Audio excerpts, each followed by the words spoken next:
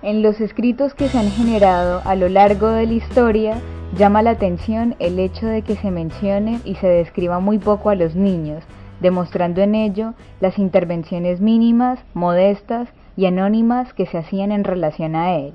Si los historiadores no han reportado en su totalidad aspectos como estos, es porque durante mucho tiempo se ha considerado que la historia debía estudiar los acontecimientos públicos y no los privados. Los historiadores se han centrado tanto en el ruidoso escenario de la historia, con sus fantásticos castillos y sus grandes batallas, que por lo general no han prestado atención a lo que sucedía en los hogares y en el patio de recreo, como lo expresaba Lloyd de Mause, quien es un pensador social estadounidense conocido por su trabajo en el campo de la psicohistoria y es pionero en el estudio de la situación de la infancia a lo largo de la historia occidental. Pero hay que dejar en claro que la ausencia de una más amplia y completa historia de la infancia se debe esencialmente a la perspectiva que ha tenido el adulto del niño. Cuando los hijos adquieren autonomía, pertenecen al mundo de los adultos y solo cuando se accede a este mundo se comienza a formar parte de la historia. Es decir, los padres los consideraban como objetos que eran propiedad de ellos y solo eran de utilidad cuando generaban recursos económicos a través del trabajo forzado que realizar cuando los padres creían que ellos tenían la capacidad física adecuada. A raíz de esta concepción es lógico que se haya tenido ese desconocimiento de la infancia y aún más de su desarrollo mental, pues siempre se pretendía que se comportaran de la misma forma que los adultos. Lloyd de Mause, en su libro La evolución de la infancia, nos dice que la historia de la infancia es una pesadilla de la que hemos empezado a despertar hace muy poco. Cuanto más se retrocede en el pasado, más bajo es el nivel de la puericultura, y más expuestos están los niños a la muerte violenta, el abandono, los golpes, el terror y los abusos sexuales. A primera vista, esta falta de interés por la vida de los niños resulta extraña. Los historiadores se han dedicado tradicionalmente a explicar la continuidad y este cambio en el transcurso del tiempo. En el siglo XVII se asienta el concepto de que es intolerable el infanticidio y la muerte de los niños. Los niños son seres diferentes a los adultos. Ya para el siglo XVIII, el niño se considera como un ser capaz de contemplar el mundo de una manera diferente al adulto. Se deja de considerar como un adulto pequeño y aparecen los primeros tribunales de menores en 1899 en Estados Unidos. Ya para finales del siglo XIX e inicios del siglo XX, el niño se considera como un sujeto de estudio y de atención. Con el desarrollo de la psicología cognitiva se considera al niño como sujeto en desarrollo y evolución. Varios pensadores realizaron análisis acerca de la situación de la infancia, como Rousseau. A pesar de que vivió durante el siglo XVI, sus escritos y aportaciones han tenido vigencia en la actualidad debido a la importancia que le ha dado al niño y a su adecuada educación. Este filósofo ha sido tomado como referente en las actuales investigaciones que tienen como interés fortalecer las potencialidades del niño. El fin último que perseguía Rousseau al realizar esa serie de observaciones y al darle esa prioridad a la educación era precisamente con la intención del querer formar ciudadanos libres, conscientes de sus derechos y deberes, con el propósito de preparar un nuevo hombre para una nueva sociedad, lo que es el primer paso para cambiar el mundo. Piaget, otro personaje famoso e interesado en el estudio de la infancia, influyó profundamente en nuestra forma de concebir el desarrollo del niño. Antes de que propusiera su teoría, se pensaba generalmente que los niños eran organismos pasivos, plasmados y moldeados por el ambiente, pero Piaget nos enseñó que se comportan como pequeños científicos, tratan de interpretar el mundo, tienen su propia lógica, formas de conocer, las cuales siguen patrones predecibles del desarrollo conforme van alcanzando la madurez e interactúan con el entorno. Además, se forman representaciones mentales y así operan e inciden en ellos, de modo de que se da una interacción recíproca. Jean Piaget plantea una serie de etapas en la cual nos explica y demuestra el desarrollo cognitivo del niño. Cada uno de dichos estadios se caracteriza por la aparición de estructuras originales cuya construcción le distingue de los estadios anteriores. En el siglo XX surgen políticas sociales y hay un cambio radical en torno al paradigma que se tenía de los niños como sujetos de derecho. Aparece en 1989 la Convención Internacional de los Derechos del Niño, la Declaración de Ginebra, la creación de la UNICEF, la Declaración de los Niños, la Asamblea General de la UN, la Convención Internacional de los Derechos del Niño, la Cumbre Mundial a favor de la Infancia, un mundo apropiado para los niños, políticas públicas en relación a la protección de sus derechos, considerándose a los menores como sujetos necesitados de protección y de derechos.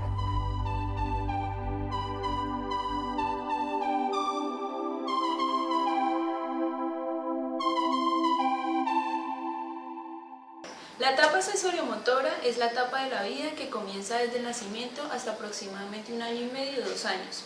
Este periodo se caracteriza porque el niño trata de conocer el mundo que lo rodea a través de sus órganos de los sentidos, los movimientos que realiza, los reflejos, los cuales son entendidos como respuestas automáticas e involuntarias del cuerpo. También, actuando de forma instintiva, logra satisfacer sus necesidades. Cuando esta acción le produce satisfacción, él la seguirá repitiendo varias veces. Es lo que Piaget llama como reacción circular. Es la repetición por medio de la cual el niño disfruta al mismo tiempo que aprende.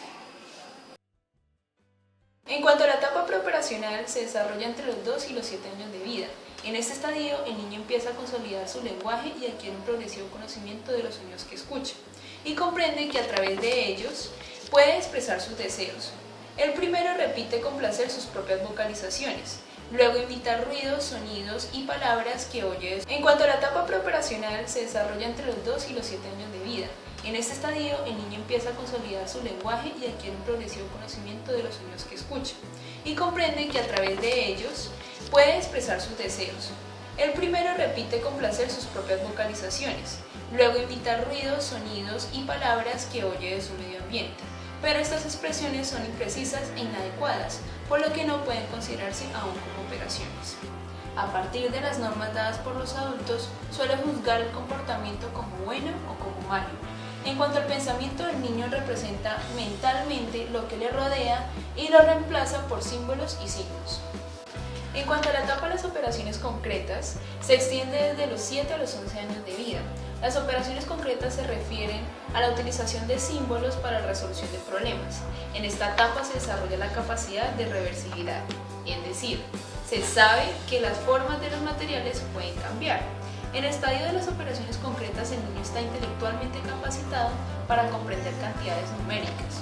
Un ejemplo de esto es que sabe que 1 litro de agua en recipientes de diversas formas sigue siendo la misma cantidad. En el lenguaje, este se torna dinámico debido a la reorganización conceptual que sufre. En cuanto a las relaciones interpersonales, se desarrollan procesos de participación, socialización en juegos que implican aceptación de reglas, sentido igualitario y justicia y conformismo grupal. Entre otros aspectos aparecen los esquemas lógicos de seriación, ordenamiento mental, conjuntos, clasificación de los conceptos de causalidad, espacio, tiempo y velocidad. Después de haber conocido las características principales de los anteriores estadios que están interrelacionados, pasamos a conocer el estadio final del desarrollo cognitivo según Piaget, la etapa formal. La etapa formal tiene 4 características muy importantes. Una de ellas es la lógica proposicional, que es la capacidad de extraer una conclusión lógica a partir de la relación entre dos afirmaciones o premisas. Otra es el razonamiento científico, que hace referencia a abordar los problemas del modo más sistemático, es decir, formular hipótesis, determina cómo compararlas con los hechos reales y excluye las que resultan ser falsas. El pensamiento hipotético deductivo hace parte de esta característica y es la capacidad de generar y comprobar hipótesis en una forma lógica y sistemática. Está también el razonamiento combinado, que es otra de las características, y es la capacidad de pensar en cosas múltiples. También está la probabilidad y las proporciones, que son la última característica. Lo que resulta más sorprendente de los adolescentes en esta etapa es su capacidad para elaborar teorías abstractas. Hay algunos que escriben y crean una filosofía, una política, una estética o lo que ellos quieran. Otros no escriben, pero hablan.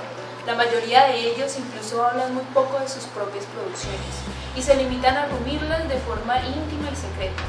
Pero todos ellos tienen teorías o sistemas que de una u otra forma transforman el mundo.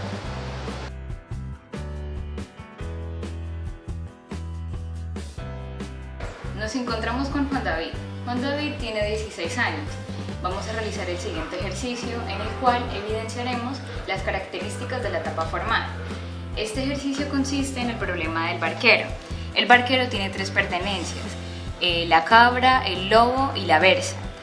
Él necesita transportarlas al otro lado del río. Como la barca es tan pequeña, solamente tiene que transportar una por una de sus pertenencias. Entonces, ¿tú cómo lo solucionarías? Primero el señor llevaría a la oveja a este lado del río, se devolvería, llevaría la berza, se devolvería con la oveja, bajaría la oveja, se subiría con el lobo y lo dejaría al otro lado, se devolvería por la oveja y pasaría ya todas sus 3 pertenencias al otro lado del río. Bueno, continuamos con Juan David. Juan David te va a poner un dilema moral y tú me vas a contestar desde tu posición. Supón que estás con tu mejor amigo en una isla abandonados y que tiene una enfermedad.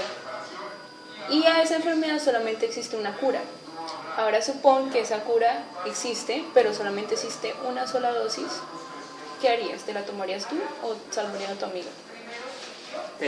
Yo creo que si estamos abandonados en una isla, pues no nos la tomaríamos ninguna, aunque pues porque igual de algo nos vamos a morir y si estamos abandonados puede ser que nos quede muy poco tiempo o mucho, entonces pues sería disfrutar el tiempo o tener una buena compañía que ver morir a mi amigo si me la tomo yo, que mi amigo me vea morir a mí si se la toma él y que uno solo será peor. Bien, con las explicaciones anteriormente dadas respecto a la teoría del desarrollo cognitivo planteada por Piaget, los docentes tienen que empezar a cuestionarse respecto al nivel de organización de conocimientos en el que se encuentran sus alumnos para poder variar en sus alternativas pedagógicas. Ellos en ese sentido deben respetar los ritmos individuales de adquisición de aprendizaje, con el fin de que esto conduzca a los alumnos a seguir haciéndose preguntas, reorganicen sus esquemas y avancen en sus conocimientos.